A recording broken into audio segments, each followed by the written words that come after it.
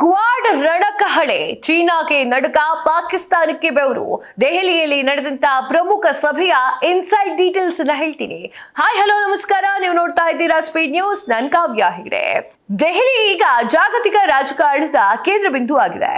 ಚೀನಾದ ಆಕ್ರಮಣಕಾರಿ ನೀತಿಗಳ ಬಗ್ಗೆ ಮತ್ತು ಭಯೋತ್ಪಾದನೆ ಬೆದರಿಕೆಗಳಿಗೆ ದಿಟ್ಟ ಉತ್ತರವನ್ನ ಕೊಡ್ಲಿಕ್ಕೆ ಭಾರತ, ಅಮೆರಿಕ, ಜಪಾನ್ ಮತ್ತು ಆಸ್ಟ್ರೇಲಿಯಾ ದೇಶಗಳ ವಿದೇಶಾಂಗ ಸಚಿವರು ನವದೆಹಲಿಯಲ್ಲಿ ಒಂದಾಗಿದ್ದಾರೆ. ಕ್ವಾಡ್ ಅಥವಾ ಚತುರ್ಭುಜ ಭದ್ರತಾ ಈ ಒಂದು ಸಂವಾದ ಇಂದು ಇಂಡೋ ಪೆಸಿಫಿಕ್ ವಲಯದ ಅತ್ಯಂತ ಪ್ರಭಾವಶಾಲಿ ಒಕ್ಕೂಟವಾಗಿ ಬೆಳೆದಿದೆ.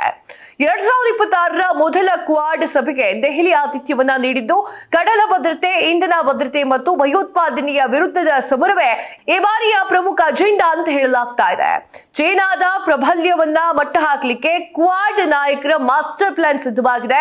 ಈ ಯೋಜನೆ ಜಾಗತಿಕ ರಾಜಕಾರಣದಲ್ಲಿ ಹೊಸ ರೀತಿಯ ಸಂಚಲನವನ್ನ ಮೂಡಿಸಿದೆ. ದೆಹಲಿಯಲ್ಲಿ ನಡೆದಂತಹ ಕ್ವಾಡ್ ವಿದೇಶಾಂಗ ಸಚಿವರ ಸಭೆ ನೆರೆಯ ಪಾಕಿಸ್ತಾನಕ್ಕೂ ಕೂಡ ಭಯೋತ್ಪಾದನೆಯ ವಿಚಾರದಲ್ಲಿ ಎಚ್ಚರಿಕೆಯ ಸಂದೇಶವನ್ನ ರವಾನೆ ಮಾಡುವುದರಲ್ಲಿ ಯಶಸ್ವಿಯಾಗಿದೆ. ಭಾರತ ವಿದೇಶಾಂಗ ಸಚಿವ ಎಸ್ ಜೈಶಂಕರ್ ಅವರ ನೇತೃತ್ವದಲ್ಲಿ ನಡೆದಂತಹ ಈ ಒಂದು ಸಭೆ ಸಿಕ್ಕಾಪಟ್ಟೆ ಮಹತ್ವವಾಗಿದೆ. ಇನ್ನು ಕ್ವಾಡ್ ವಿದೇಶಾಂಗ ಸಚಿವರ ಮಹತ್ವದ ಈ ಒಂದು ಸಭೆಯಲ್ಲಿ ಅಮೆರಿಕದ ವಿದೇಶಾಂಗ ಕಾರ್ಯದರ್ಶಿಯಾಗಿರುವಂತಹ ಮಾರ್ಕ್ ಕೂಡ ಇರಲಿದ್ದಾರೆ.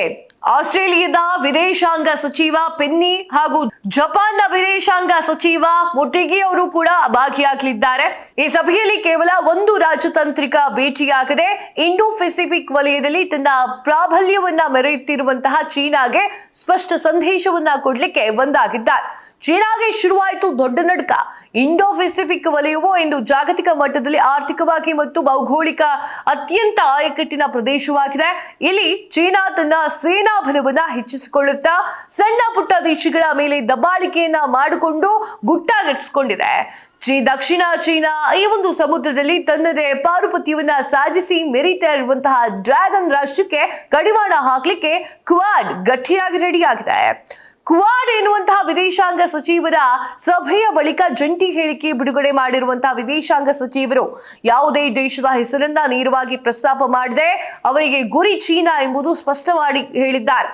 ಮುಕ್ತ, ಸ್ವತಂತ್ರ ಮತ್ತು ಎಲ್ಲವನ್ನು ಒಳಗೊಂಡಂತಹ ಇಂಡೋ ಪೆಸಿಫಿಕ್ ವಲಯದ ನಿರ್ಮಾಣವೇ ಕ್ವಾಡ್ನ ಪ್ರಮುಖ ಉದ್ದೇಶ. ಅಂತಾರಾಷ್ಟ್ರೀಯ ಕಾನೂನುಗಳನ್ನ ಉಲ್ಲಂಘಿಸಿ ಕಡಲ ಮಾರ್ಗದಲ್ಲಿ ಅಡೆತಡೆ ಉಂಟು ಮಾಡುವುದ ಯಾವುದೇ ಪ್ರಯತ್ನವನ್ನ ಸಹಿಸುವುದಿಲ್ಲ. ನಮಗೆ ಗಟ್ಟಿ ಧ್ವನಿ ಇದೆ, ಆ ಗಟ್ಟಿ ಧ್ವನಿಯಲ್ಲೇ ಹೇಳ್ತಾ ಇದ್ದೇವೆ. ಇಂಡೋ ಪೆಸಿಫಿಕ್ ವಲಯದಲ್ಲಿ ಚೀನಾದ ಪ್ರಭಾವವನ್ನ ತಗ್ಗಿಸಬೇಕು ಅಂತಾನೆ ಸ್ಕ್ವಾಡ್ ಅನ್ನು ರಚನೆ ಮಾಡಲಾಗಿದೆ. ಇದರ ಸದಸ್ಯ ರಾಷ್ಟ್ರಗಳು ಈ ಒಂದು ಭಾಗದಲ್ಲಿ ಮುಕ್ತ ವ್ಯಾಪಾರ ಪರಿಸ್ಥಿತಿಗಳನ್ನ ಬೆಂಬಲಿಸಲಿಕ್ಕೆ ಪರಸ್ಪರ ಪೋಷಕವಾಗಿ ಕೆಲಸವನ್ನ ಮಾಡ್ತಾ ಇದೆ. ಭಾರತ ಕ್ವಾಡ್ನ ಅತ್ಯಂತ ಪ್ರಮುಖ ಸದಸ್ಯ ರಾಷ್ಟ್ರವಾಗಿದ್ದು, ಇಂಡೋ ಪೆಸಿಫಿಕ್ ಭಾಗದಲ್ಲಿ ಚೀನಾ ಪ್ರಭಾವ ತಗ್ಗಿಸಲಿಕ್ಕೆ ಶ್ರಮಿಸುತ್ತಿದೆ. ಕ್ವಾಡ್ ಈ ಒಂದು ಕಾರ್ಯಾಚರಣೆಯಲ್ಲಿ ಭಾರತ ಪ್ರಮುಖ ಪಾತ್ರವನ್ನ ವಹಿಸಿಕೊಂಡಿದೆ. ಅಮೆರಿಕ ಭಾರತದೊಂದಿಗೆ ತನ್ನ ಸಂಬಂಧ ಸುಧಾರಣೆಗೆ ಮುಂದಿಡುವಂತಹ ಸಾಧ್ಯತೆಗಳು ಕೂಡ ಇದ್ದಾವೆ. ಈ ಸ್ಕ್ವಾಡ್ ನಿಂದ ಎಲ್ಲವೂ ಕೂಡ ಬಂದಾಗುತ್ತೆ. ಚೀನಾದ ವಿಚಾರವಾಗಿ ಗಟ್ಟಿ ನಿರ್ಧಾರವನ್ನ ಕೈಗೊಳ್ಳಲಾಗ್ತಾ ಇರುವಂತದ್ದು. ನಿಮ್ಗೆ ಏನನ್ಸುತ್ತೆ? ಚೀನಾ ಎಷ್ಟರ ಮಟ್ಟಿಗೆ ಹಾಳು ಮಾಡಿದೆ ಭಾರತವನ್ನ ಅನ್ನೋದನ್ನ ಕಮೆಂಟ್ ಮಾಡಿ ತಿಳಿಸಿ. ಇದಾಗಿದೆ ಇವತ್ತಿನ ವಿಶೇಷ. ಮತ್ತಷ್ಟು ಸುದ್ದಿಗಳಿಗಾಗಿ ನೋಡ್ತಾ ಇರಿ ಸ್ಪೀಡ್ ನ್ಯೂಸ್. ಸುದ್ದಿ ನಿಮ್ಮದು, ವೇಗ ನಮ್ಮದು.